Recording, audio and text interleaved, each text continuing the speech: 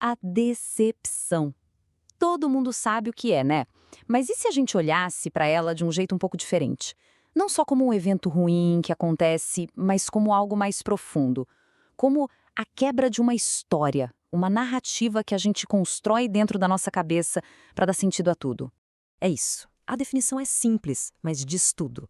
Essa distância, sabe? Esse vão entre o que a gente imaginava e o que a realidade entregou. E é exatamente nesse espaço que a nossa análise de hoje começa. Entender essa lacuna é o primeiríssimo passo. Então vamos lá para o primeiro ato dessa história: o mundo das nossas expectativas. O psicólogo Carl Jung já falava sobre isso. A mente humana busca coerência, busca uma lógica. Então o que a gente faz? A gente cria uma espécie de planta baixa da realidade, um projeto de como as coisas deveriam ser. Dá para pensar nessas narrativas como a arquitetura invisível da nossa vida. São as histórias que a gente se conta para organizar o mundo, para entender quem são as pessoas, para onde nossa vida está indo. E o ponto principal é que essas histórias não ficam paradas lá na nossa cabeça. De jeito nenhum. Elas são ativas, elas funcionam como um GPS interno guiando nossas decisões, influenciando o que a gente enxerga e, no fundo, sustentando nossas escolhas. E aí, acontece. O segundo ato. A realidade simplesmente não segue o roteiro que a gente escreveu. Aquele projeto, construído com tanto cuidado, de repente, racha. Acontece a fratura. Essa frase é o coração do conflito. É o momento exato do impacto. A história que dava sentido a tudo é interrompida bruscamente. E aquele significado que ela trazia, bom, ele se perde no ar. A primeira coisa que surge é essa névoa, uma confusão total. É o choque inicial, aquela desorientação de se ver de repente sem mapa, quando um segundo antes o caminho parecia perfeitamente claro. E essa confusão só aumenta.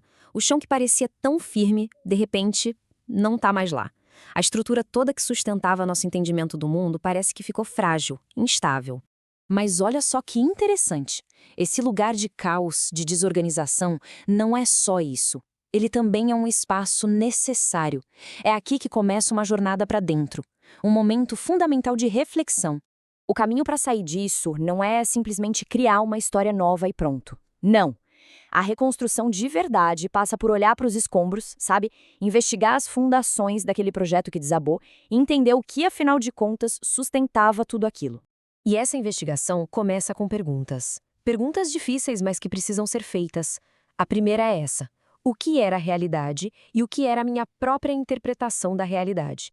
A segunda pergunta já nos leva para um conceito-chave da psicologia: a projeção. O quanto daquilo que se enxergava na outra pessoa ou naquela situação era, na verdade, algo que vinha de dentro para fora. E por último, a pergunta que ilumina nossos pontos cegos: o que será que aquela nossa narrativa interna, tão focada num final feliz, estava nos impedindo de ver com clareza? Então, vamos mergulhar um pouco mais fundo nessa ideia de projeção? Muitas vezes, a decepção age como um espelho. Ela acaba revelando muito mais sobre as nossas próprias lentes do que sobre a pessoa ou a situação em si. Basicamente, projetar é isso. A gente pega características, intenções e significados que são nossos e joga no outro. É como um projetor de cinema mesmo, que lança uma imagem numa tela em branco. A gente acaba vendo muito mais do que realmente está ali. E isso muda tudo, né? A dor da perda é real, claro, mas uma parte gigante dessa dor vem do luto por uma imagem que nós mesmos criamos, uma imagem idealizada que a realidade simplesmente não conseguiu sustentar. E aqui está o pulo do gato. Perceber a própria projeção não é para a gente se chicotear, não é sobre culpa. Pelo contrário, é um ato de autocompaixão. É buscar entender o padrão para, quem sabe, não cair na mesma armadilha de novo. E com isso, a gente chega ao terceiro e último ato, a resolução, a reconstrução consciente. E veja bem, não se trata de voltar a ser como era antes. É sobre construir algo novo, a partir do que foi aprendido. Um processo mais lento, mais deliberado. É super natural, depois de uma pancada dessas, a gente se fechar um pouco, ficar mais cauteloso. Isso não é um problema. Essa retração pode ser uma fase super produtiva de reorganização interna. Pensa num arquiteto que para tudo para reavaliar os materiais antes de começar uma nova obra. Essa tabela aqui mostra bem essa transformação. A confiança de antes, aquela que quebrou, era baseada em quê? em projeção. A nova confiança, a consciente, é baseada em percepção. O foco sai da idealização e vai para a atenção. O fundamento deixa de ser a expectativa e passa a ser a observação. É uma mudança estrutural, lá na base. E como isso se traduz na prática? Com pequenos passos. Primeiro, se permitir viver coisas novas, mesmo com um pé atrás.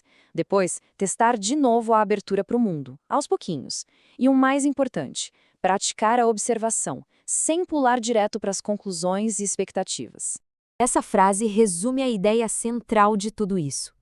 A recuperação de verdade não é uma restauração do que se perdeu. É uma transformação. É usar o que se aprendeu na queda para construir algo mais forte e talvez mais alinhado com a realidade. E a gente encerra com essa reflexão. Será que o objetivo é mesmo colar os cacos para que tudo fique igualzinho a antes? Ou será que a própria rachadura pode ser o alicerce de algo diferente? O ponto de partida para uma forma mais consciente, mais madura de se relacionar com tudo que ainda vem pela frente?